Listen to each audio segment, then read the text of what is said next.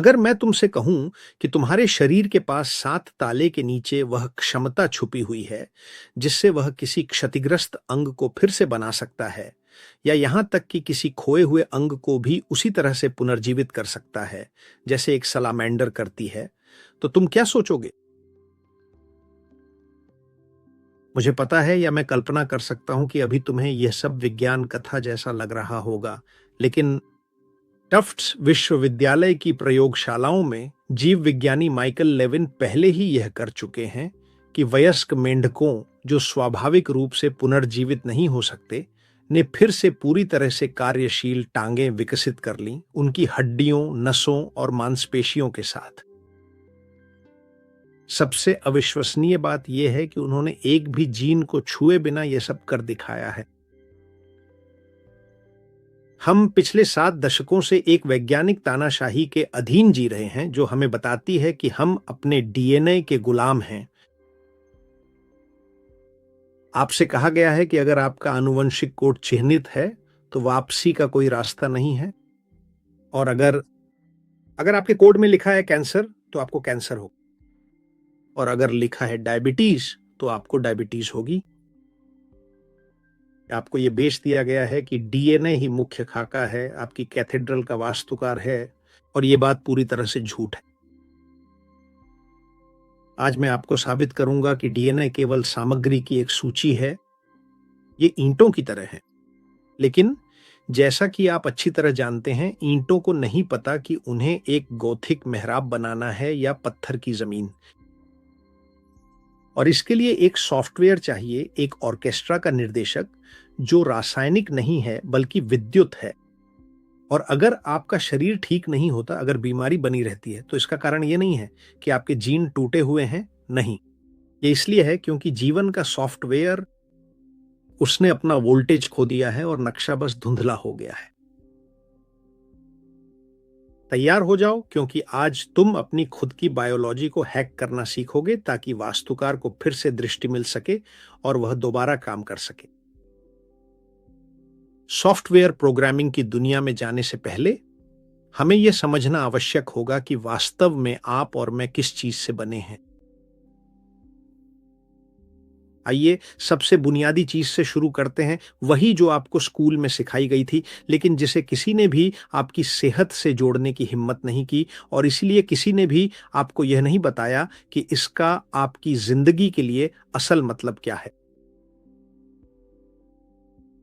आपके शरीर की सारी वस्तु, आपकी हड्डियां, आपका खून, व डीएनए जिसके बारे में हम इतना बात करते हैं, ये सब परमाणुओं से बने हैं।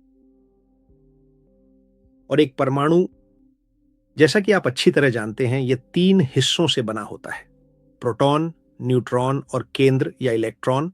और ये सब एक दूसरे के चारों ओर घूमते रहते हैं। प्रोटॉन में धनात्मक आवेश होता है और यह केंद्र में होता है, यही स्थिरता है। न्यूट्रॉन में कोई आवेश नहीं होता और यह केवल द्रव्यमान प्रदान करता है। और इलेक्ट्रॉन में ऋणात्मक आवेश होता है और यह चारों ओर चक्कर लगाता है। तो अब इस बात पर ध्यान दीजिए, जीवन इलेक्ट्रॉनों के प्रवाह का नाम है।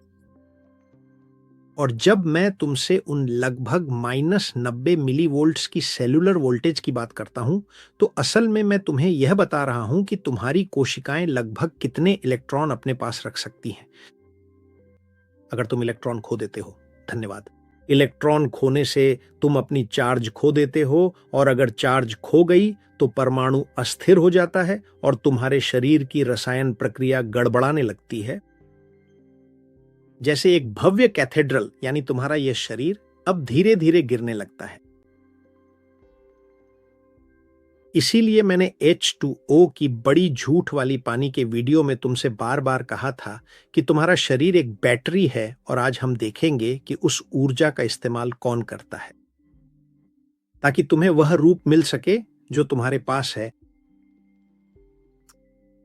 सबसे दिलचस्प बात यह है कि यह एक ऐसी चीज है जिसे काफी समय से जाना जाता है, लेकिन फिर भी यह भुला दी गई। और सबसे महत्वपूर्ण प्रश्न यह है कि हम इसे कैसे विस्मृत कर चुके हैं। तो इस विषय को गहराई से समझने और जानने के लिए चलो थोड़ा समय में अतीत में पीछे की ओर चलते हैं। 18वीं और 19वीं सदी में लुइगी गाल्वानी जैसे वैज्ञानिकों ने हमें दिखा दिया था कि बिजली शरीर का जीवनदायी तरल है। गाल्वानी ने देखा कि मेंढक की टांगें विद्युत प्रवाह से हिलती हैं और उन्होंने समझ लिया कि जीवन और बिजली एक दूसरे से अलग नहीं किए जा सकते, और उन्होंने इसे इसी तरह स्थापित किया। वे बायो इलेक्ट्रोमैग्नेटिज्म के अग्रणी थे, जो विज्ञान की मूल सीमा है जिसे बाद में हमने नजरअंदाज कर दिया। क्या हुआ था? देखो, सब कुछ 1950 के दशक में पूरी तरह बदल गया। 1953 में जेम्स वाटसन और फ्रांसिस क्रिक ने डीएनए की डबल हेलिक्स संरचना की खोज की, और वह इतना चमत्कारी क्षण था कि विज्ञान पूरी तरह से दीवाना हो गया। उस पल से वैज्ञानिकों ने बस यही किया कि सब कुछ रसायन और जीन का मामला मान लिया, और इसी तरह आनुवंशिक निर्धारणवाद का जन्म हुआ। यह तय कर लिया गया कि डीएनए सिर्फ कोशिका का एक हिस्सा नहीं है, बल्कि वह पूर्णता नशा है। यह विचार निस्संदेह आकर्षक और सरल था। यह कहता है कि हम एक रासायनिक निर्देश पुस्तिका का परिणाम हैं, और यह विचार कहता है कि आप डीएनए द्वारा संचालित रासायनिक प्रतिक्रियाओं के योगफल का परिणाम हैं। यानी अगर किताब में लिखा है ए, तो आप ए हैं और बस। इस दृष्टिकोण ने जीव विज्ञान, जो भौतिक घटक हैं, को भौतिकी से अलग कर दिया, जो कि ऊर्जा है, और हम शरीर को एक जटिल विद्युत प्रणाली के रूप में देखने से हटकर उसे केवल यांत्रिक हिस्सों और रासायनिक प्रतिक्रियाओं के संग्रह के रूप में देखने लगे। इस लड़ाई में कौन जीता? रिडक्शनिज्म। वैज्ञानिकों को यह विश्वास हो गया कि अगर हम आनुवांशिक कोड के हर अक्षर को पढ़ना सीख लें तो हम किसी भी बुराई या बीमारी का इलाज कर सकते हैं, और वे ये भूल गए कि बिना विद्युत धारा के अक्षरों की कोई आवाज नहीं होती। इस दृष्टिकोण के परिणाम विनाशकारी रहे हैं, बिल्कुल विनाशकारी। हम दशकों से खरबों डॉलर खर्च कर रहे हैं कैंसर जैसी बीमारियों का इलाज गलत जगह पर ढूंढने में। हम एक टूटे हुए जीन यानी जीवन की निर्देश पुस्तिका में किसी छोटी सी गलती को खोजने में पूरी तरह से जुनूनी और व्यस्त हो चुके हैं। लेकिन वास्तविकता तो यह है कि कैंसर वास्तव में कोशिकाओं के बीच होने वाले विद्युत संचार की एक बहुत बड़ी विफलता है। यह एक ऐसी कोशिका है जिसने वास्तुकार की बात सुनना बंद कर दिया है, क्योंकि बस उसकी सिग्नल ही खत्म हो गई है, और मैं तुम्हें यह समझाऊंगा। पहले ही 1920 के दशक में जेनेटिक्स के उभरने से पहले एक दूरदर्शी व्यक्ति अलेक्जेंडर गुरविच ने यह समझ लिया था कि यह किसी भी तरह से मेल नहीं खाता, कि केवल रसायन विज्ञान पर्याप्त नहीं है, और उन्होंने खोजा कि कोशिकाएं ऊर्जा के क्षेत्रों का अनुसरण करते हुए संगठित होती हैं। उन्होंने इन्हें मॉर्फोजेनेटिक फील्ड्स कहा। गुरविच जानते थे कि केवल रसायन विज्ञान से आकार की व्याख्या नहीं की जा सकती, और अगर आप उदाहरण के लिए एक केक के सभी सामग्री को एक बाउल में मिला दें तो केवल सामग्री होने भर से जादू से दिल के आकार का बेक किया हुआ केक नहीं बन जाएगा। आपको वह केक वैसा ही चाहिए जैसा आप चाहते हैं दिल के आकार में, तो उसके लिए एक सांचे की जरूरत होती है, और वह सांचा है बायो इलेक्ट्रिक फील्ड। सरल शब्दों में कहें तो बायो इलेक्ट्रिक फील्ड आपके शरीर का अदृश्य वाईफाई जैसा है। यह आपकी कोशिकाओं द्वारा उत्पन्न बिजली से बना एक सूचना मानचित्र है, जो आपके ऊतकों के आकार और उपचार का मार्गदर्शन करता है। ताकि आप समझ सकें कि वुरविट्ज और अन्य विद्युत अग्रणी हमें क्या बताने की कोशिश कर रहे थे, यह एक नेटवर्क है डेटा का। यह केवल ऊर्जा नहीं है जो चीजों को धकेलती है, यह जानकारी है।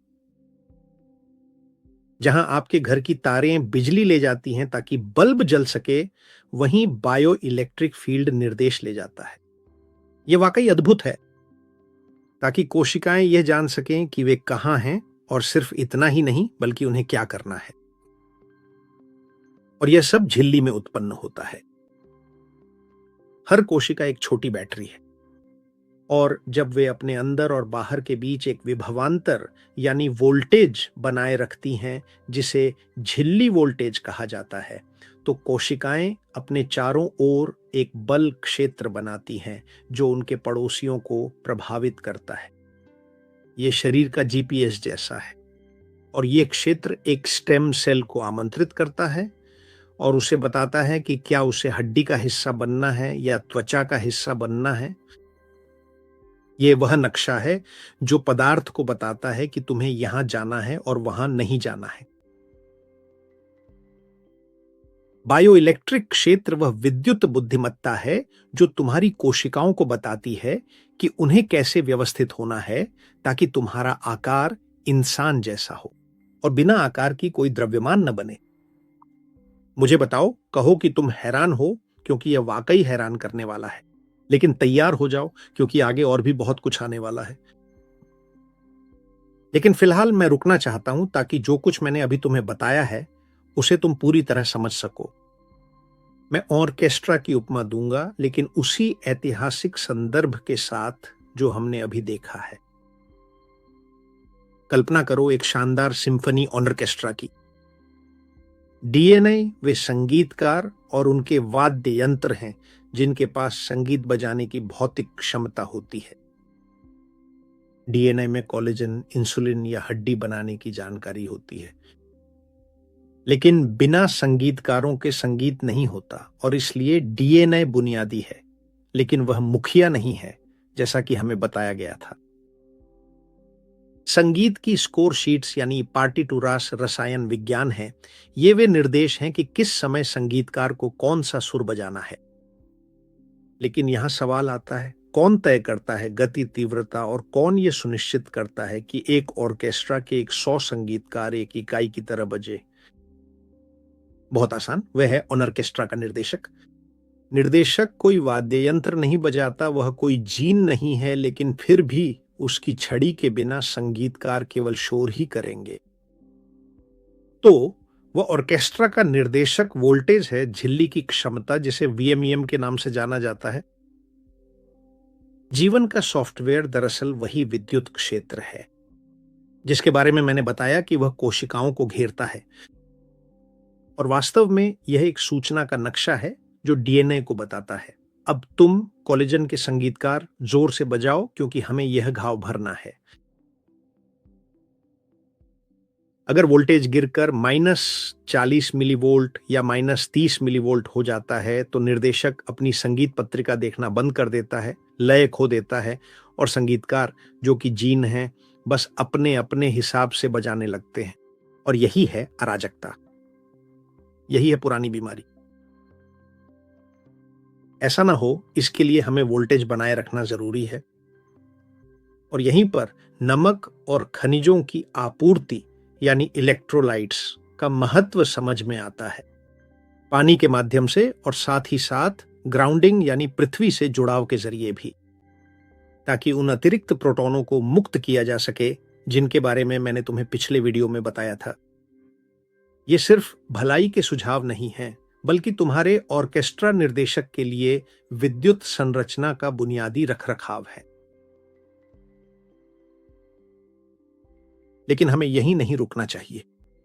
जैसा कि मैंने कहा, आज तुम कुछ और भी ज्यादा चौंकाने वाली चीज जानने वाले हो। आज तुम जानोगे, जैसा कि माइकल लेविन ने दिखाया है, अगर तुम ऑर्केस्ट्रा के निर्देशक को एक इलेक्ट्रिक मेगाफोन दे दो तो तुम ऑर्केस्ट्रा को फिर से स्वास्थ्य की सिम्फनी बजाने के लिए प्रेरित कर सकते हो, भले ही संगीतकारों को लगे कि वे अब ऐसा करना भूल चुके हैं। अगर निर्देशक को सही उपकरण मिल जाए तो वह विद्युत मानचित्र को इस तरह से नियंत्रित कर सकता है कि अंगों और ऊतकों का पुनर्जनन किया जा सके, जैसे हम केवल प्रकाश के नक्शे का उपयोग करके एक असली कैथेड्रल को फिर से बना रहे हों। अगर वॉटसन और क्रिक ने हार्डवेयर के हिस्सों यानी डीएनए पर ध्यान केंद्रित किया था, तो माइकल लेविन ने उस कोड पर ध्यान दिया है जो इन्हें काम करने के लिए प्रेरित करता है। और ताकि तुम समझ सको कि यह माइकल लेविन कौन है, वे समकालीन जीव विज्ञान की सबसे आकर्षक हस्तियों में से एक हैं और उनकी शिक्षा भी पारंपरिक नहीं रही है। उनका जन्म 1969 में मॉस्को में हुआ था और बहुत कम उम्र में वे संयुक्त राज्य अमेरिका चले गए थे। वे केवल जीव विज्ञानी ही नहीं हैं, बल्कि उनका कंप्यूटर विज्ञान में भी पृष्ठभूमि है और कृत्रिम बुद्धिमत्ता में भी। और यही दोहरी दृष्टि उन्हें कोशिकाओं को केवल रसायन के छोटे थैलों के रूप में नहीं, बल्कि असली सूचना प्रोसेसर के रूप में देखने की अनुमति देती है। वर्तमान में वे टफ्ट्स विश्वविद्यालय के जीव विज्ञान विभाग में प्रतिष्ठित वैनिवर बुश प्रोफेसर हैं और वहीं वे एलन डिस्कवरी सेंटर का भी नेतृत्व करते हैं, जो कि वे हार्वर्ड विश्वविद्यालय के प्रतिष्ठित वीस संस्थान में एसोसिएट फैकल्टी भी हैं। उन्होंने 430 से अधिक सहकर्मी समीक्षित लेख प्रकाशित किए हैं, यानी इसका अर्थ यह है कि उनके अध्ययन अन्य वैज्ञानिकों की सबसे कठोर जांच से गुजरने के बाद प्रकाशित हुए हैं और उनके कार्य नियमित रूप से प्रकाशित होते हैं। दुनिया की सबसे महत्वपूर्ण वैज्ञानिक पत्रिकाओं में, जैसे Nature, Cell, Proceedings of the National Academy of Science and Trends in Cell biology.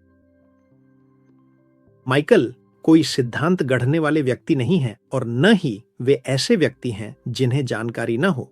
उन्होंने बायो इलेक्ट्रिक फील्ड के नियंत्रण और ऊतकों के पुनर्जनन के बारे में जो कुछ भी कहा है, उसे उन्होंने पूरी तरह से सिद्ध किया है। ये प्रयोगशाला में सिद्ध किया गया है, जहां उन्होंने सचमुच उस सॉफ्टवेयर को हैक किया है जो जीवित प्राणियों को, जैसे कि आप और मैं, आकार देता है।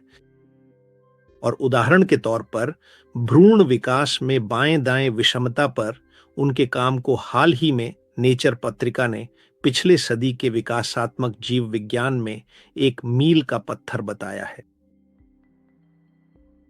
तो ये हैं वे मुख्य बिंदु, वे प्रमुख विचार जो उनके काम को परिभाषित करते हैं। पहला, जीव विज्ञान को एक गणना, कंप्यूटेशन के रूप में देखना। लेविन शरीर को केवल, जैसा कि मैंने कहा, रसायन के छोटे छोटे थैलों के रूप में नहीं देखते, बल्कि एक पूरी सूचना प्रसंस्करण, इंफॉर्मेशन प्रोसेसिंग नेटवर्क के रूप में देखते हैं। उनके लिए कोशिकाएं मिनी कंप्यूटरों की तरह हैं जो आपस में संवाद करती हैं। वे विद्युत संकेतों के माध्यम से यह तय करने के लिए संवाद करती हैं कि शरीर का आकार कैसा होना चाहिए। इसके बाद उनके लिए कोशिकाओं की सामूहिक बुद्धिमत्ता को समझना भी महत्वपूर्ण है। उनकी सबसे बड़ी खोज यह है कि कोशिकाएं केवल ईंटें नहीं हैं जो किसी जीन के आदेशों का पालन करती हैं और एक के बगल में एक रखी जाती है। ऐसा नहीं है। उनके लिए, और उन्होंने यह साबित भी किया है, वे बुद्धिमान एजेंट हैं जो मिलकर काम करते हैं। वे एक टीम की तरह मिलकर काम करती हैं। और जैव विद्युत क्षेत्र वह भाषा है जिसका उपयोग वे मतदान करने और निर्णय लेने के लिए करती हैं। यहां एक आंख होगी और यहां एक टांग। इस संदर्भ में प्लानारिया के प्रयोग का बहुत महत्व है, जो 2 सिर वाले कीड़े होते हैं।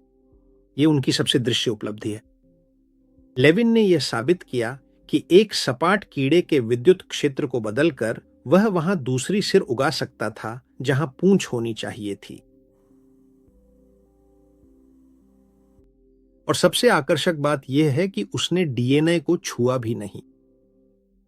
कीड़े का डीएनए अब भी यही कह रहा था कि केवल एक सिर होना चाहिए, लेकिन विद्युत मानचित्र यानी सॉफ्टवेयर 2 कह रहा था।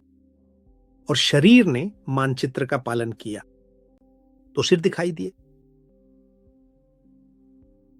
इसके बाद एक और आवश्यक तत्व है प्रेरित पुनर्जनन।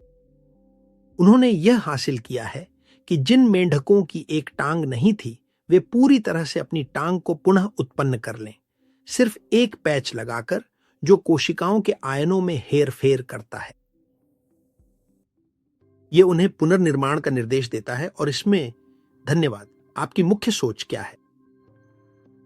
वह कहते हैं और साबित करते हैं कि डीएनए तो केवल सामग्री की सूची है, लेकिन बायो इलेक्ट्रिक फील्ड असल में वास्तुकार है। और लेविन ने यह पता लगाया है कि वास्तुकार से कैसे बात की जाए ताकि उससे कहा जा सके कि वह नक्शे बदले, और वह भी वास्तविक समय में। यह अद्भुत और शानदार है। लेविन ही हैं जो उपरोक्त सभी बातों को अर्थ देते हैं। यह इस बात का प्रमाण है कि अगर हम वोल्टेज को समझ लें तो हमें जीन को आक्रामक तरीके से ठीक करने की जरूरत नहीं है। हम शरीर को यह आदेश दे सकते हैं कि वह खुद को ठीक करे और वह खुद को ठीक कर लेगा। पूरी तरह से तैयार हो जाइए, क्योंकि इस वीडियो को देखने के बाद तुम कभी भी अपने खून की मेडिकल जांच या शरीर के एक्सरे को फिर कभी पुराने और साधारण नजरिए से नहीं देखोगे। तो अब हम प्रकाश की भाषा को समझने के लिए आगे बढ़ते हैं, लेकिन उससे पहले आइए एक पल के लिए उस संदर्भ का विश्लेषण करें जो हमारे पास नहीं है। साधारण डीएनए किन कार्यों के लिए उपयोग किया जाता है? यह समस्या को समझने के लिए काम आता है। सबसे पहले हमें डीएनए के आधिकारिक कार्य को समझना होगा। डीएनए का कल्पना करो कि तुम्हारा शरीर एक बड़ी निर्माण कंपनी है और एक दीवार या हार्मोन बनाने के लिए तुम्हें मजदूरों और मशीनों की जरूरत होती है। वे मजदूर और मशीनें प्रोटीन होती हैं। प्रोटीन ही सब कुछ करती हैं। वे तुम्हारे खाने को पचाती हैं, तुम्हारी मांसपेशियों को हिलाती हैं और ऑक्सीजन को ले जाती हैं। तो आधिकारिक डीएनए जो केवल 2% है डीएनए का, वही इन प्रोटीनों के निर्माण का मैन्युअल है। यह एक रासायनिक अनुक्रम है जो बताता है ये अमीनो एसिड यहां रखो और दूसरा वहां रखो। समस्या क्या है? अगर डीएनए केवल पुर्जे यानी प्रोटीन बनाने के लिए है तो यह कौन तय करता है कि इन्हें कब बनाना है? कौन तय करता है कि एक कोशिका आंख बने और उसके बगल वाली त्वचा, जबकि दोनों के पास एक ही मैन्युअल है जैसे पुर्जों के लिए? और यहीं पर आधिकारिक आनुवंशिकी चुप हो जाती है और अचानक तथाकथित कचरा डीएनए सामने आता है। 90 के दशक में मानव जीनोम परियोजना के साथ विज्ञान को उम्मीद थी कि उसे जवाब मिल जाएंगे सभी बीमारियों के, लेकिन यह झटका बहुत बड़ा था, हकीकत का झटका। यह पता चला कि हमारे डीएनए का केवल 2% ही प्रोटीन बनाने के लिए इस्तेमाल होता है। तो बाकी 98% का क्या होता है? तो जब आधिकारिक विज्ञान इसे समझ नहीं पाया तो उसने पूरी घमंड के साथ इसे कचरा डीएनए कह दिया। उन्होंने तय किया कि ये विकास के अवशेष हैं या बेमतलब शोर है। लेकिन जरा सोचो, सच में क्या तुम्हें लगता है कि प्रकृति, जो ब्रह्मांड की सबसे कुशल इंजीनियर है, तुम्हें हर समय ऊर्जा खर्च करने के लिए मजबूर करेगी ताकि तुम्हारे खरबों कोशिकाओं में 98% कचरा बार बार कॉपी और बनाए रखा जाए? यह पूरी तरह से बेतुका है। अब यह आसान है और यह भी सच है, अब इसे समझना आसान है। तो गुर्दविट्स को 21वीं सदी से जोड़ते हुए यही हमारे मुख्य पात्रों की एंट्री होती है। पिछले वीडियो में मैंने तुम्हें रूसी प्रतिभा पीटर गरायेव के बारे में बताया था, जो वेव जेनेटिक्स के जनक हैं, और आज हम उन्हें उल्रीके ग्रानोगर से जोड़ेंगे, जो एक शोधकर्ता हैं और जीव विज्ञान तथा क्वांटम फिजिक्स के बीच सेतु बना रही हैं। वे लोग, उन्होंने अलेक्जेंडर गुरविट्स की विरासत को आगे बढ़ाया, जो कि वही व्यक्ति थे जिनके बारे में मैंने पहले बताया था, मॉर्फोजेनेटिक फील्ड्स के विशेषज्ञ। और गुरविट्स का कहना था कि जीवन का स्वरूप रसायन शास्त्र में नहीं है। उन्होंने यह महसूस किया, और गराएव तथा ग्रानोगर ने जो किया वह यह था कि उन्होंने यह पता लगाया कि वह सांचा या खाका दरअसल उसी 98% डीएनए में लिखा है जिसे कभी कचरा कहा गया था। और जो उन्होंने साबित किया है वह यह है कि डीएनए असल में एक भाषा है, यानी ध्यान दें, कंप्यूटेशनल लिंग्विस्टिक्स। और उन्होंने यह कैसे जाना? बहुत ही सरल, क्योंकि उन्होंने कंप्यूटेशनल लिंग्विस्टिक्स लागू की। कंप्यूटेशनल लिंग्विस्टिक्स गणितीय एल्गोरिदम का उपयोग करती है किसी भाषा की संरचना का विश्लेषण करने के लिए, यानी यह मापती है कि टुकड़े किस तरह से व्यवस्थित होते हैं ताकि उनका अर्थ बन सके। और देखिए कितना दिलचस्प है, जब इस जंक डीएनए को इन एल्गोरिदम से गुजारा गया, गरायेव ने यह नहीं माना कि यह एक भाषा है, बल्कि उसने इसे गणितीय रूप से मापा। और फिर क्या हुआ? उसने एक अद्भुत चीज की खोज की। पता चला कि वह 98% शोर नहीं है, बल्कि वह मानव भाषा की ही तरह व्याकरण और वाक्य रचना के नियमों का पालन करता है।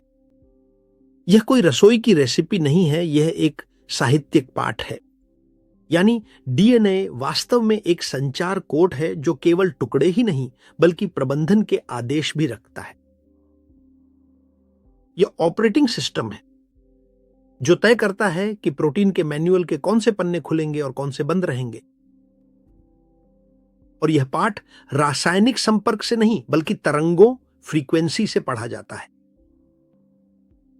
तो अब इसी समय पर उलरिके ग्रानोवर ने एक अत्यंत प्रभावशाली मास्टर स्ट्रोक खेल दिया।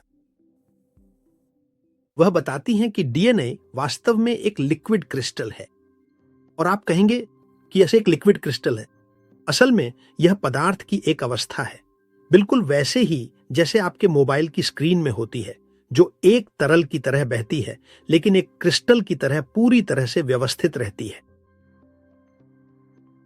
डीएनए की यह विशिष्ट संरचना ही दुनिया में एकमात्र ऐसी रचना है जो डीएनए को सूचना और बिजली का एक अत्यंत उत्कृष्ट संवाहक बनाती है, एक ही समय में। और इसके अलावा यह एक एंटीना भी है। लेकिन यह एंटीना क्यों है? असल में अपनी डबल हेलिक्स संरचना और विद्युत आवेश के कारण डीएनए एक फ्रैक्टल एंटीना की तरह काम करता है। यानी इसे इलेक्ट्रोमैग्नेटिक तरंगों को प्राप्त करने और प्रसारित करने के लिए डिजाइन किया गया है, और वह भी बहुत सारी अनगिनत तरंगे।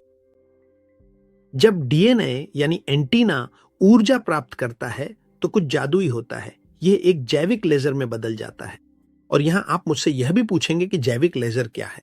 असल में एक सामान्य बल्ब के विपरीत जो हर दिशा में प्रकाश उत्सर्जित करता है, जो मूल रूप से अव्यवस्थित प्रकाश है, डीएनए सुसंगत प्रकाश उत्सर्जित करता है।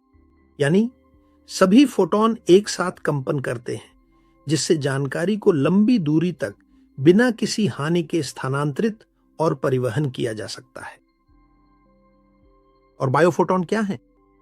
ये वे अत्यंत सूक्ष्म प्रकाश कण हैं जिन्हें आपकी कोशिकाएं उत्सर्जित करती हैं। यह शायद वह प्रकाश नहीं जो कमरा रोशन करे, बल्कि केवल निर्देश ले जाने वाला प्रकाश है। और ताकि आप देख सकें कि यह सिर्फ एक सिद्धांत नहीं है। याद कीजिए वह प्रयोग जो मैंने आपको ग्राइव का बताया था। उन्होंने डीएनए को एक पात्र में रखा, उसे लेजर से प्रकाशित किया और फिर डीएनए को हटा दिया। भौतिक रूप से पात्र में कुछ भी नहीं था, लेकिन फिर भी खाली स्थान में प्रकाश हेलिक्स के रूप में बना रहा। और इसका क्या मतलब है? तो इसका अर्थ यह है कि भौतिक डीएनए केवल हार्डवेयर है, लेकिन सॉफ्टवेयर यानी कि खाका एक प्रकाश और ऊर्जा की संरचना है जो जब आपको कोई बीमारी होती है तो विद्युत शोर मूल रूप से उस प्रकाश के खाके को विकृत कर रहा होता है। और अब हम सब कुछ जोड़ने जा रहे हैं ताकि आप समझ सकें कि वास्तव में आपके पास कितनी शक्ति है। सबसे पहले माइकल लेविन हमें बताते हैं कि झिल्ली का वोल्टेज ही ऑर्केस्ट्रा का निर्देशक है, वह शक्ति जो संगीत को बजने देती है। दूसरे, उलरिके ग्रानोगर हमें बताती हैं कि डीएनए वह एंटीना है जो संगीत की धुन यानी प्रकाश का खाका प्राप्त करता है। और वह खाका सूचना का नक्शा है जो बताता है कि यहां एक स्वस्थ भुजा होगी। और वह खाका बायोफोटोनों, प्रकाश, छोटे छोटे प्रकाश किरणों के माध्यम से यात्रा करता है। अगर आपका वोल्टेज ऊंचा और स्थिर है तो निर्देशक के पास शक्ति होती है और एंटीना एक स्पष्ट और उत्तम संकेत प्राप्त करता है। शरीर स्वास्थ्य के खाके को पढ़ता है और खुद को पुनर्जीवित करता है। लेकिन अगर आपकी वोल्टेज खराब खानपान, जमीन से संपर्क की कमी या तनाव के कारण गिर जाती है तो एंटीना केवल स्थैतिक ऊर्जा यानी रुक रुक कर आने वाली ऊर्जा ही प्राप्त करता है। यानी निर्देशक नशे में हो जाता है और शुरू करता है किताब के गलत पन्ने पढ़ना।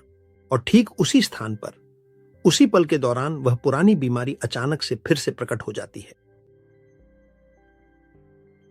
आपके विचार और आपके शब्द कंपन हैं।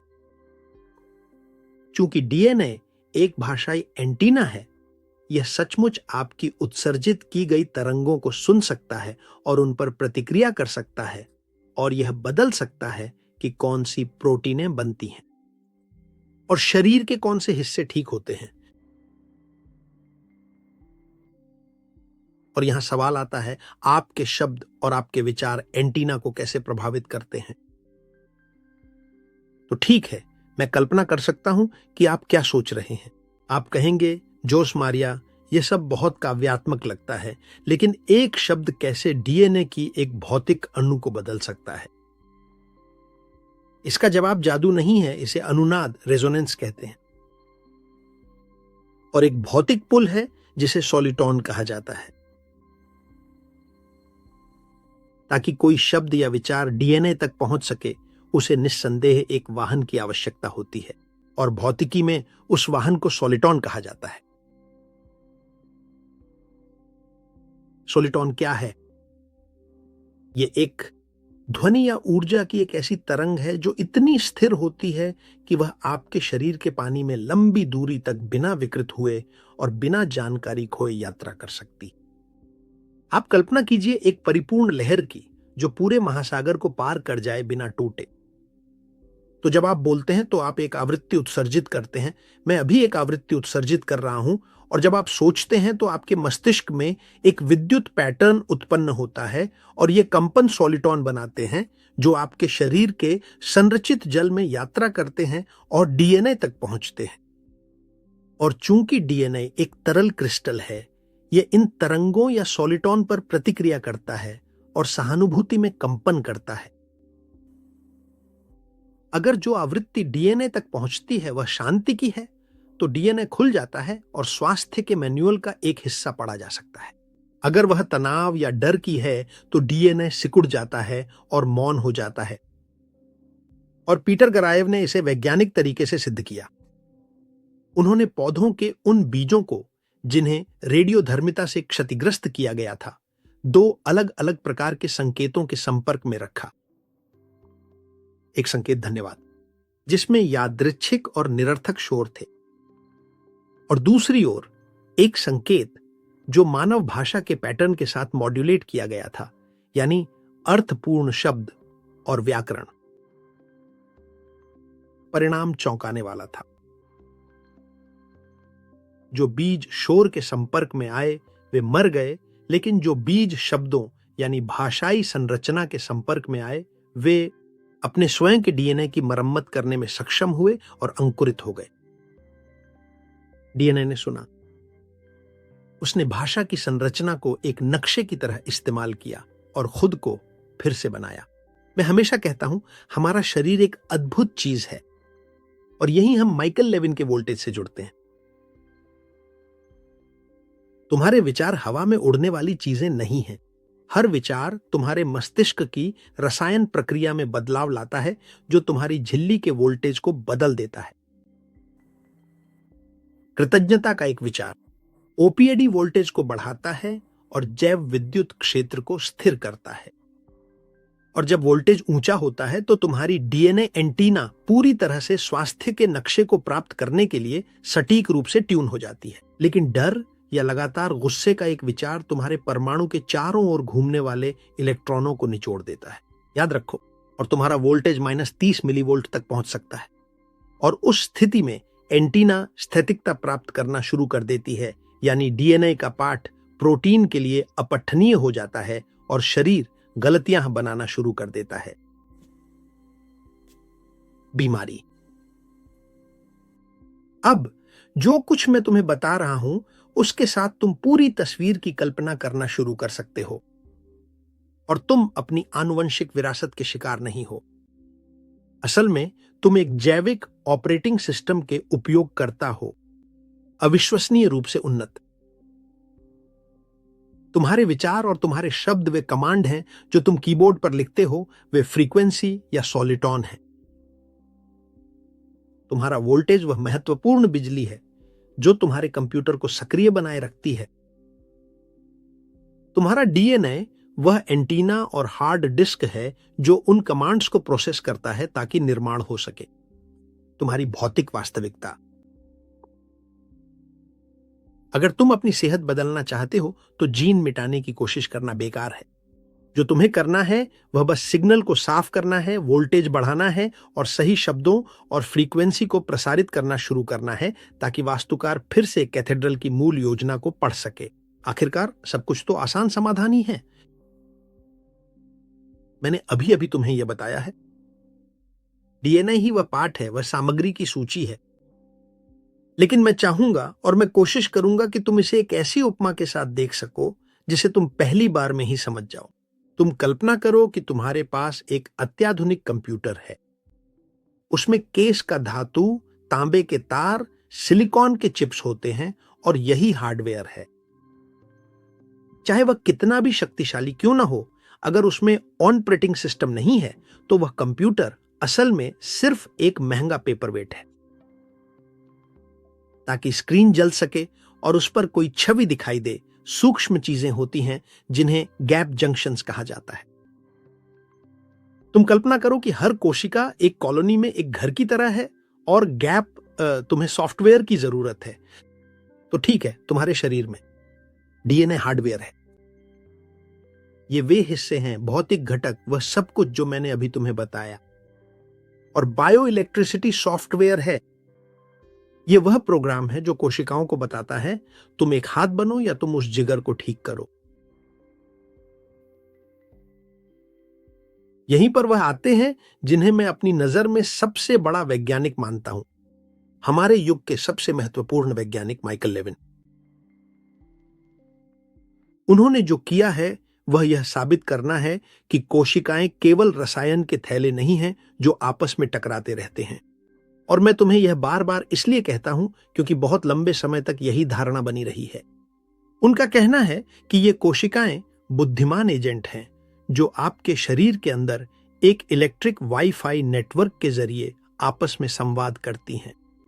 और अब जो मैं तुम्हें बताने जा रहा हूं वह बहुत संभव है कि तुम्हारा दिमाग हिला दे, क्योंकि यह अब तक हमें चिकित्सा में जो सिखाया गया है सबको चुनौती देता है।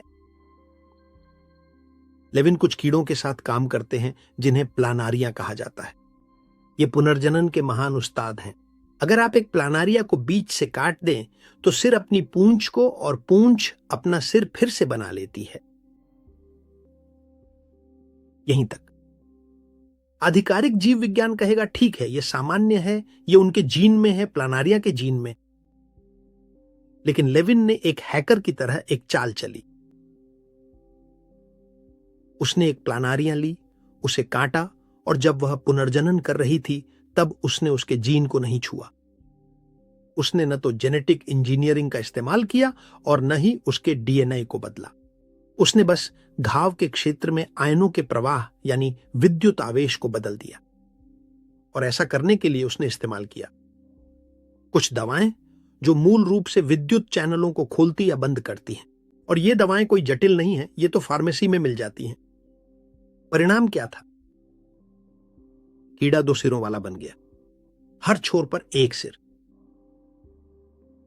और यहां सच में हैरान कर देने वाली बात यह है कि जब लेविन ने उस दो सिर वाले कीड़े को फिर से काटा, इस बार बिना किसी तरह की बिजली लगाए फिर से दो सिर वाले कीड़े पैदा हो गए। निष्कर्ष चौंकाने वाला है। कीड़े के जीन अब भी यही कहते हैं, यहां एक सिर आएगा। लेकिन पता चला कि विद्युत मानचित्र को फिर से प्रोग्राम कर दिया गया है और यह दिखाता है कि आकार की स्मृति अब उसके जीन में नहीं थी। अब कोशिकाओं के पास यह विद्युत स्मृति है कि शरीर में दो सिर होने चाहिए। यानी तुम्हारे आकार की स्मृति डीएनए में दर्ज नहीं है, वह तुम्हारे बायोइलेक्ट्रिक क्षेत्र में दर्ज है। और शायद आप सोच सकते हैं, अगर कोई तार नहीं है तो कोशिकाएं यह जानकारी एक दूसरे को कैसे देती है? वे ऐसा करती हैं। कुछ टनल जंक्शनों के माध्यम से ये गुप्त दरवाजे हैं जो सभी घरों के कमरों को जोड़ते हैं। और इसका काम यह है कि पूरी कॉलोनी एक ही जीव की तरह काम करे। ये कुछ ऐसा है जैसे एक लगातार चलने वाला ग्रुप चैट जिसमें वोल्टेज के बारे में नोट्स भेजे जाते हैं। वे एक दूसरे से कहती हैं, सुनो, यहां त्वचा का एक टुकड़ा गायब है, कोलेजन बनाना शुरू करो। सावधान रहो, सेक्टर 4 में वोल्टेज -30 मिलीवोल्ट तक गिर गया है, हम कनेक्शन खो रहे हैं। माइकल लेविन ने यह साबित किया है कि अगर आप उस चैट को ब्लॉक कर दें तो कोशिकाएं भूल जाती हैं कि उन्हें क्या करना है और आकार खो जाता है। लेकिन अगर आप चैनल को साफ और सही वोल्टेज के साथ बनाए रखते हैं, यानी लगभग -90 मिलीवोल्ट, जो आपकी सेहत की बुनियाद है, तो शरीर को बिल्कुल पता होता है कि खुद को कैसे ठीक करना है। और यह सिर्फ कीड़ों के लिए नहीं है, यह तुम्हारी और मेरी सेहत का भविष्य है। बिल्कुल। प्रेरित पुनर्जनन। लेविन ने यह कर दिखाया है कि वयस्क मेंढकों में फिर से पूरी टांगें विकसित हो जाएं और मेंढक स्वाभाविक रूप से टांगें पुनर्जीवित नहीं करते। यानी ये उन कीड़ों जैसे नहीं हैं जिनके बारे में मैंने तुम्हें बताया था, ये हमारे जैसे हैं। फिर भी जब उस बायोरिएक्टर यानी सिलिकॉन के एक तरह के पैच को लगाया जाता है जो घाव पर सही वोल्टेज बनाए रखता है, तो स्टेम सेल्स को एक स्पष्ट आदेश मिलता है, काम पूरा करो। और विद्युत क्षेत्र कोशिकाओं को हड्डी, नस और मांसपेशियां पूरी तरह से व्यवस्थित तरीके से बनाने के लिए मार्गदर्शन करता है। और यहां आती है सबसे बड़ी सीख, कैंसर के बारे में सबसे महत्वपूर्ण बात। लेविन ने यह साबित किया है कि एक कैंसर कोशिका बस एक ऐसी कोशिका है जो शरीर के वाईफाई से कट गई है। जब उसके गैप जंक्शंस बंद हो जाते हैं तो वह कोशिका अब विद्युत मानचित्र के आदेश नहीं लेती और बस समुदाय के प्रति अंधी हो जाती है और खुद को एक स्वतंत्र जीव मानने लगती है, और इसलिए वह जीवित रहने के लिए बिना नियंत्रण के बढ़ने लगती है। यह एक ऐसी कोशिका है जो भूल गई है कि वह एक इंसान का हिस्सा है। यानी मूल रूप से कैंसर एक विद्युत अमनेसिया है। जब उसके गैप जंक्शंस बंद हो जाते हैं तो वह कोशिका यह याद खो देती है कि वह एक मानव शरीर का हिस्सा है। वह अंधी हो जाती है, विद्युत स्तर के प्रति और एक स्वतंत्र जीव की तरह व्यवहार करने लगती है। तो हैरानी की बात यह है कि लेविन ने सिर्फ उन कोशिकाओं में सही वोल्टेज फिर से इंजेक्ट करके भ्रूणों में ट्यूमर को उलटने में सफलता पाई है। उसने उन्हें मारने के लिए कीमोथेरेपी का इस्तेमाल नहीं किया। उसने जो किया वह यह था कि बिजली का उपयोग करके उन्हें यह याद दिलाया कि वे कौन हैं। सही वोल्टेज फिर से इंजेक्ट करने और लगभग -90 मिलीवोल्ट का वोल्टेज वापस पाने पर कैंसर कोशिका अपनी याददाश्त वापस पा लेती है और फिर से ग्रुप चैट से जुड़ जाती है। वह विभाजित होना बंद कर देती है और फिर से एक सामान्य कोशिका बन जाती है। अब समझ में आया कि मैं अपने हर एक पिछले वीडियो में वोल्टेज पर इतना जोर क्यों देता हूं। तुम्हारी सेहत कोई जेनेटिक लॉटरी नहीं है, तुम्हारी सेहत एक विद्युत संगति है। अगर तुम्हारा वोल्टेज गिर जाता है तो नक्शा धुंधला हो जाता है, और अगर नक्शा धुंधला है तो वास्तुकार रास्ता भटक जाता है, और अगर वास्तुकार रास्ता भटक जाए तो बीमारी या अराजकता आ जाती है। तुम्हारा डीएनए वास्तव में हार्डवेयर है, लेकिन सॉफ्टवेयर पर तुम्हारा नियंत्रण है। और अब मैं तुम्हें कुछ व्यावहारिक टूल्स की एक छोटी सी श्रृंखला बताने जा रहा हूं ताकि तुम आज से ही अपना वोल्टेज बढ़ाना और अपनी एंटीना की सिग्नल को साफ करना शुरू कर सको। और ताकि तुम्हें कोई संदेह न रहे, हम जो करने जा रहे हैं वह है, हम जीवन भर जो सुनते आए हैं उसे और माइकल लेविन और उलरिके ग्रानोवर की आज की विज्ञान जो साबित कर रही है, उन्हें आमने सामने रखेंगे। अगर तुम ये देख रहे हो और समझना चाहते हो कि तुम्हारी सेहत क्यों नहीं सुधर रही है, इस सोच के बदलाव पर ध्यान दो। और यहां मैं तुम्हारे साथ बिल्कुल स्पष्ट होना चाहता हूं, यह न तो कोई व्यक्तिगत राय है और न ही कोई वैकल्पिक सिद्धांत। यह सब, जैसा कि मैंने पहले भी बताया है, सख्त, आधुनिक और प्रमाणित वैज्ञानिक शोधों पर आधारित है। जैसे कि मैंने तुम्हें समझाया है, उदाहरण के लिए माइकल लेविन के मामले में। अंतर पर ध्यान दो। डीएनए के बारे में, जहां पुरानी सोच यह कहती थी कि यह सर्वोच्च प्रमुख और वास्तुकार है, वहीं आज की विज्ञान हमें यह दिखाती है कि यह केवल सामग्री की सूची है और वह एंटीना है जो संकेत प्राप्त करता है। तुम्हारी या मेरी भूमिका के बारे में पहले तुम्हें बताया जाता था कि तुम अपनी विरासत के एक निष्क्रिय शिकार हो, और आज के आंकड़े ये कहते हैं कि नियंत्रण तुम्हारे हाथ में है। तुम अपने खुद के सॉफ्टवेयर के प्रोग्रामर हो। इस बीमारी के संबंध में जहां पहले रासायनिक या यांत्रिक विफलता की तलाश की जाती थी, अब हम समझते हैं कि वास्तव में संचार विफलता मौजूद है। इलेक्ट्रिक कैंसर के बारे में, यह अब कोई ऐसा जीन नहीं है जो बेतरतीब ढंग से टूट जाता है, बल्कि एक ऐसी कोशिका है जिसने शरीर के वाईफाई से अपना कनेक्शन खो दिया है। और इसका समाधान केवल केमिकल पैच, गोलियों या दवाओं तक ही सीमित नहीं है। यह रिकवरी के बारे में है। अपना वोल्टेज वापस पाना, उसे -90 मिलीवोल्ट के करीब लाना और सिग्नल को साफ करना। जैसा कि आप समझ सकते हैं, सोचने के तरीके में फर्क बहुत बड़ा है। पुराने नजरिए में आप एक निष्क्रिय दर्शक थे जो यह उम्मीद करता था कि कोई बाहरी दवा आकर जीन को ठीक कर देगी, और इस नए नजरिए में, जिसे अत्याधुनिक बायोफिजिक्स का समर्थन प्राप्त है, आपके पास नियंत्रण है। अगर समस्या सॉफ्टवेयर और वोल्टेज की है, तो विज्ञान हमें पहले ही सिखा रहा है कि वह प्रोग्राम कैसे काम करता है। इसका मतलब है कि आपके पास वास्तव में हस्तक्षेप करने की क्षमता है। आपको यह इंतजार करने की जरूरत नहीं है कि दवा 10, 20 या 30 साल बाद बदलेगी। ऐसा नहीं है। आप अपने वोल्टेज और अपनी सिग्नल की गुणवत्ता पर काम करना आज ही शुरू कर सकते हैं। आज ही। आप खुद सोचिए, अगर कैंसर एक विद्युत भूल है, तो इलाज बस यही है कि कोशिका को याद दिलाया जाए कि वह कौन है। और इसके लिए आपको क्या चाहिए? ऊर्जा। आपको सामंजस्य चाहिए और सही उपकरण चाहिए। बस इतना ही। मैं इस बात को अच्छी तरह से समझता हूं कि आज मैंने आपको बहुत सारी महत्वपूर्ण जानकारी देकर पूरी तरह से अचंभित कर दिया है। इसीलिए अब मैं चाहता हूं कि हम एक पल रुकें और अलग अलग बिंदुओं को जोड़ें, क्योंकि यहीं से आप अपनी सेहत पर फिर से नियंत्रण पाते हैं। ग्राइस जी और ग्रानोगुएर जी ने सफलतापूर्वक आपको वह महत्वपूर्ण एंटीना दिया है। आपका डीएनए क्वांटम और भाषाई जानकारी का रिसीवर है। यह हार्डवेयर है जिसका काम है वास्तविकता को ट्यून करना।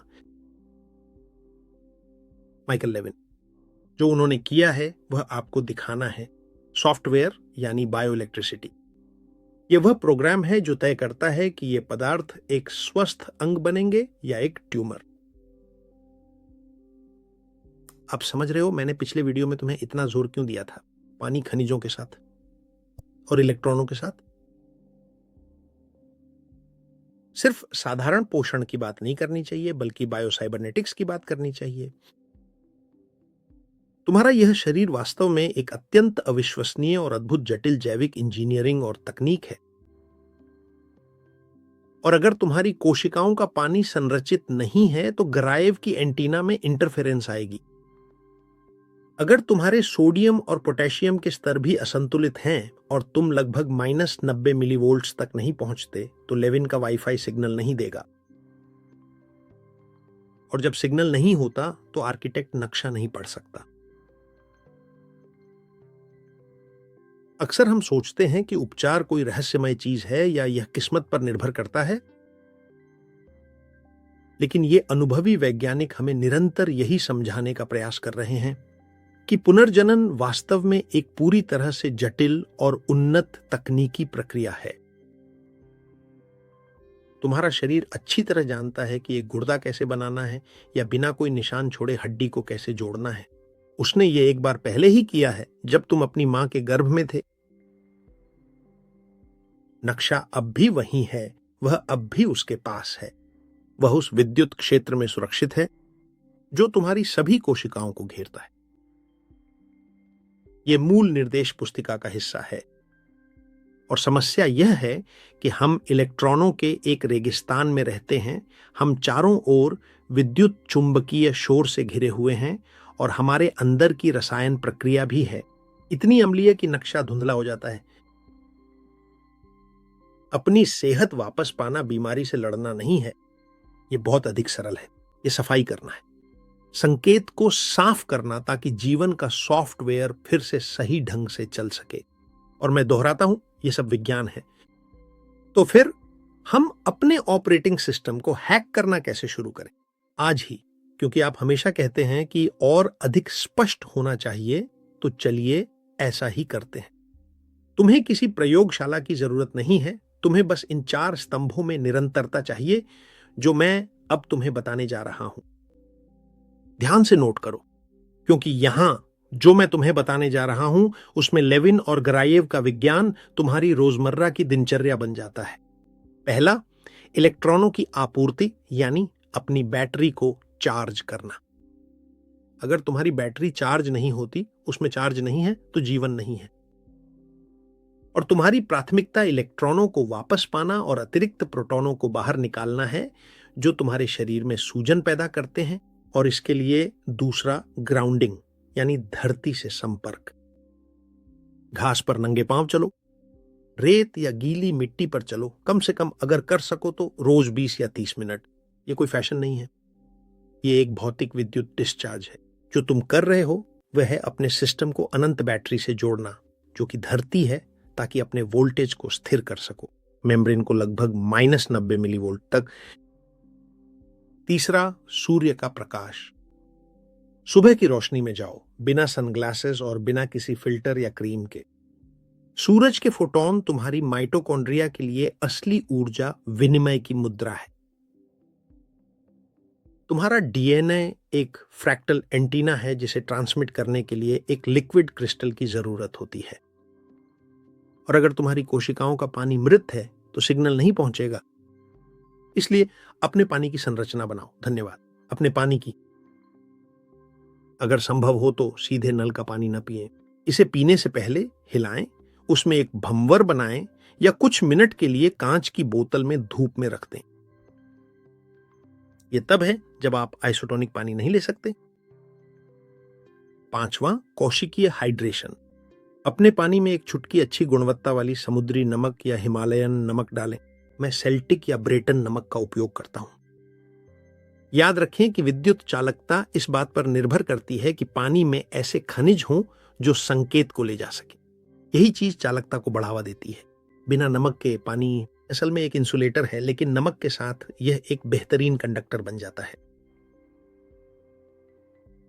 इसके बाद सिग्नल की स्वच्छता की चिंता करें, यानी शोर को साफ करें।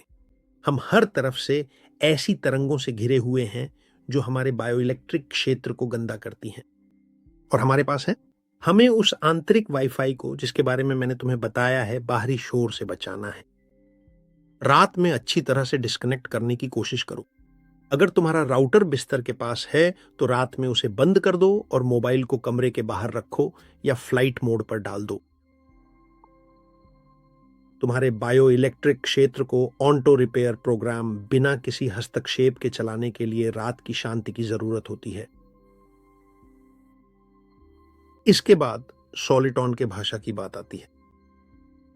अपने आंतरिक संवाद का ध्यान रखो, क्योंकि डीएनए तुम्हारे विचारों की व्याकरण को सुनता है, चाहे तुम मानो या ना मानो। और उदाहरण के लिए, बीमारी के बारे में बात करते समय स्वामित्व सूचक शब्दों से बचो। मेरी बीमारी या मेरा दर्द कहना बंद करो। मेरा कहने पर तुम ऑपरेटिंग सिस्टम को स्वामित्व की एक निर्देश दे रहे हो, जबकि वह तुम्हारी बीमारी नहीं है, वह बस बीमारी है। अपने शरीर से उसकी क्षमता और पुनरुत्पादन के संदर्भ में बात करना शुरू करो। यह चीज जो हमें परेशान कर रही है, लेकिन जिसे हम हल करने वाले हैं, खनिजों की संप्रभुता यानी वायरिंग। जैसा कि मैंने तुम्हें बताया था, खनिज तुम्हारे शरीर के तांबे के तारों की तरह हैं। अगर तार कटे फटे हैं या मौजूद ही नहीं हैं तो लेविन की ऑर्केस्ट्रा नहीं बज पाएगी। और इसमें उदाहरण के लिए मैग्नीशियम और पोटेशियम बहुत महत्वपूर्ण हैं, क्योंकि ये वोल्टेज के बड़े संरक्षक हैं। जैसा कि मैंने पहले भी तुम्हें बताया है, पंप, सोडियम पोटेशियम पंप एक असली जल विद्युत बांध की तरह काम करता है। यह लगातार 3 सोडियम आयन बाहर निकालता है और 2 पोटेशियम आयन अंदर लेता है, और यही अंतर हमारे शरीर में विद्युत शक्ति क्षेत्र बनाता है। अगर तुम्हारे पास पर्याप्त पोटेशियम या मैग्नीशियम नहीं है तो मोटर चालू नहीं होती।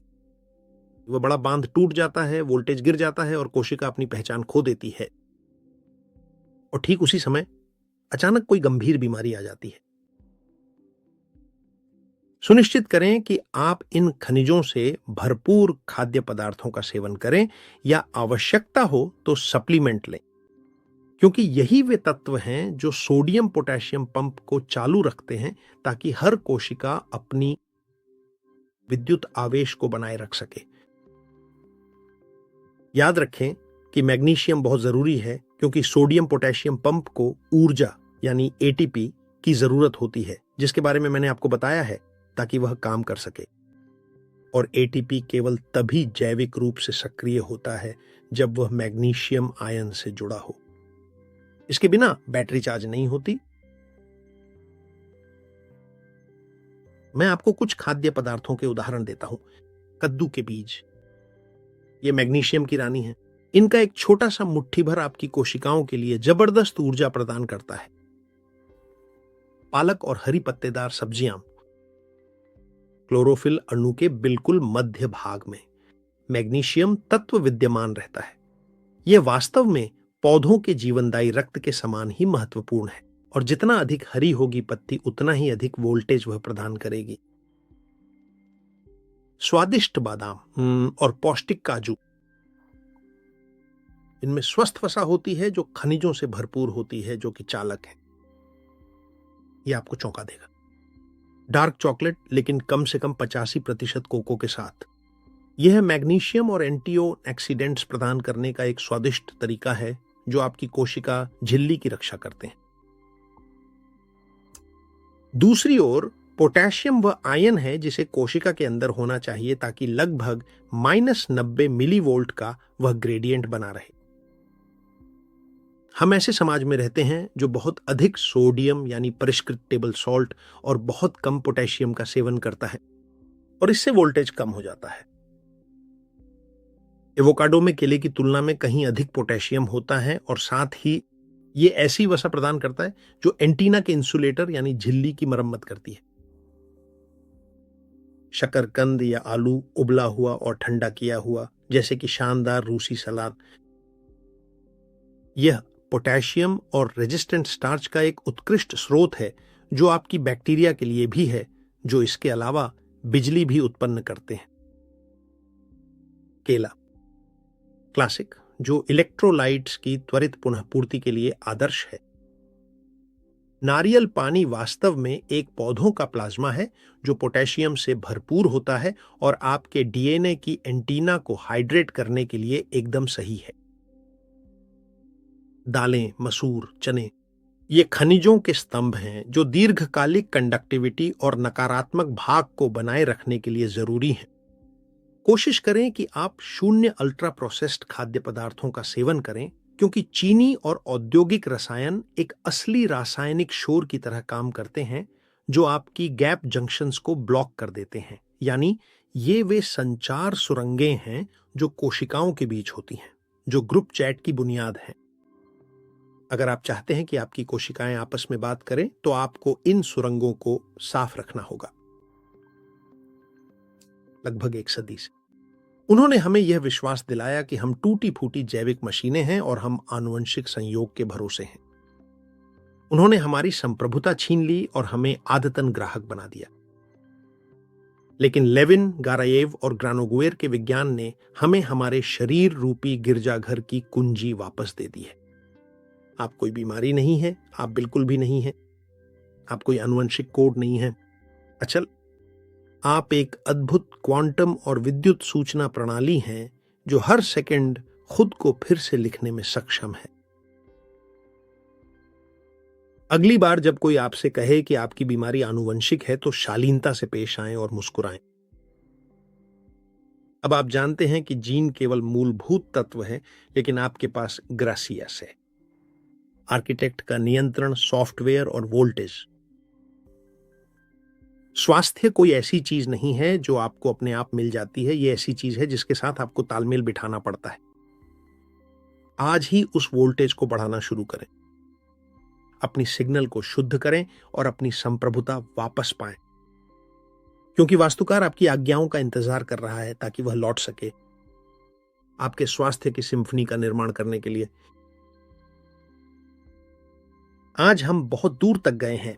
हमने क्वांटम शून्य और बायोफोटोनों की रोशनी से लेकर माइकल लेविन के अद्भुत पुनरुत्पादन प्रयोगों तक की यात्रा की है, और हमने यह सब सिर्फ एक कारण से किया है, ताकि आप समझ सकें कि आप स्वयं के शासक हैं। किसी को भी यह मत मानने दो कि तुम एक दोषपूर्ण मशीन हो जिसे तुम्हारे जीन ने अभिशप्त कर दिया है। तुम्हारी विरासत तुम्हारा भाग्य नहीं है, तुम्हारी संगति ही तुम्हारा भाग्य है। तुम्हारा शरीर सिर्फ स्पेयर पार्ट्स का एक समूह नहीं है, बल्कि यह एक असली विद्युत मंदिर है जो उस जानकारी पर प्रतिक्रिया करता है जो तुम उसे देते हो। और अगर तुम चाहते हो कि यह अदृश्य वास्तुकार तुम्हारे गिरजाघर में काम करता रहे, तो हमेशा याद रखो, वे 3 स्तंभ जिन्होंने आज तुम्हारी दुनिया की दृष्टि बदल दी होगी। पहला, अपना वोल्टेज बनाए रखो। इलेक्ट्रॉनों के बिना कोई संदेश नहीं होता। सूरज, धरती और जीवित जल तुम्हारे संगीत निर्देशक का ईंधन है। दूसरा, अपनी एंटीना को साफ रखो। तुम्हारा डीएनए फ्रीक्वेंसी पर प्रतिक्रिया करता है, तुम्हारा आंतरिक संवाद। और तुम्हारा परिवेश वह भाषा है जो हर दिन तुम्हारी जीव विज्ञान को प्रोग्राम करता है और हर पल सॉफ्टवेयर पर भरोसा करता है। अपने शरीर को सही जमीन और ऊर्जा दो, बाकी वह खुद कर लेगा। वह जानता है कि कैसे ठीक होना है, वह यह कई बार कर चुका है। उसे बस इतना चाहिए कि तुम सिग्नल में बाधा डालना बंद कर दो। और जाने से पहले मैं तुमसे कुछ मांगना चाहूंगा। अगर तुम्हें लगता है कि आज जो कुछ हमने देखा वह तुम्हारे लिए उपयोगी रहा है, और अगर तुम्हें लगता है कि यह ज्ञान किसी और को अपनी जीव विज्ञान को एक अलग तरीके से समझने में मदद कर सकता है, जैसा कि वह अब तक समझता था, तो तुम मेरा बहुत बड़ा उपकार करोगे अगर तुम इस वीडियो को साझा करोगे। मेरा एकमात्र उद्देश्य यह है कि हम में से अधिक लोग यह समझें कि स्वास्थ्य हमारे अपने हाथों में है। यह कोई ऐसी चीज नहीं है जो फार्मेसी से खरीदी जाती है, बल्कि यह वह चीज है जिसे हम अपनी खुद की जैव विद्युत से विकसित करते हैं। इस अद्भुत यात्रा में मेरे साथ रहने के लिए धन्यवाद, जो पुनर्निर्माण की ओर है, तुम्हारे अपने कैथेड्रल की और निश्चित रूप से मेरे भी। और अब जब तुम्हारे पास नक्शा भी है और ऊर्जा भी, तो बस एक ही चीज बाकी है करने के लिए। आगे बढ़ो, हमेशा आगे बढ़ते रहो। और जैसा कि तुम जानते हो, मैं तुम्हारे कमेंट्स पढ़ता हूं,